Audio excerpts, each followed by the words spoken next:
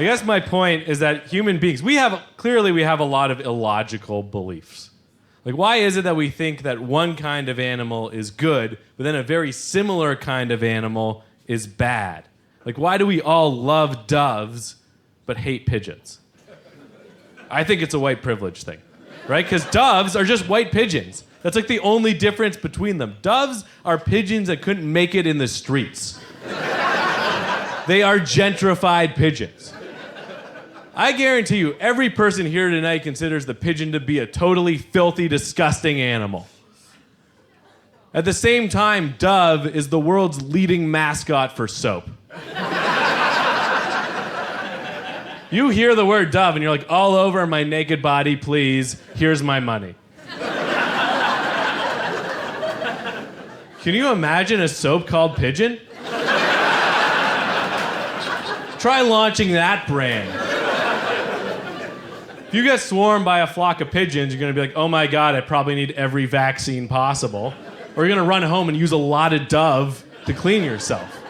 You get swarmed by a flock of doves, you're like, oh my God, is somebody about to propose?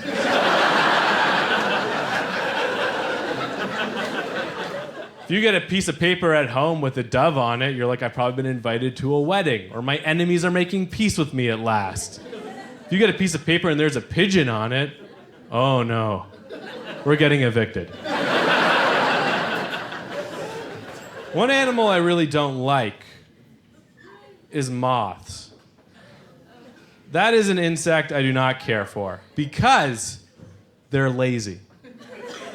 Right? Moths are obsessed with light, but they're only around during nighttime.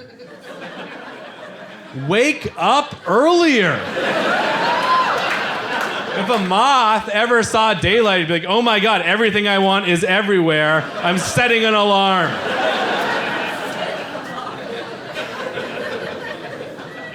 But I do feel a bit bad for moths, though, because there are also butterflies. If you were a moth, you'd be comparing yourself to butterflies all the time, and butterflies are like celebrities of the bug world. They're the best insect. Butterflies are the only insect you can fill a room with and then charge admission. Try doing that with another bug. At best, you have an escape room that people will pay a lot of money to get out of. But you open a box of butterflies in a building, instant sanctuary. Moths and butterflies, they both start the same. They're both caterpillars, and they go into cocoons, and then they come out, and then all the moths are like, oh no, I'm a moth. I could have been that, but I'm this. Which I get. I get that. Because I'm in my 30s. And it feels a lot like when you're in your 30s and you're like, I wonder how people I went to high school with are doing now. Then you look them up and how successful they are, and you're like, oh no, I've been a moth the whole time.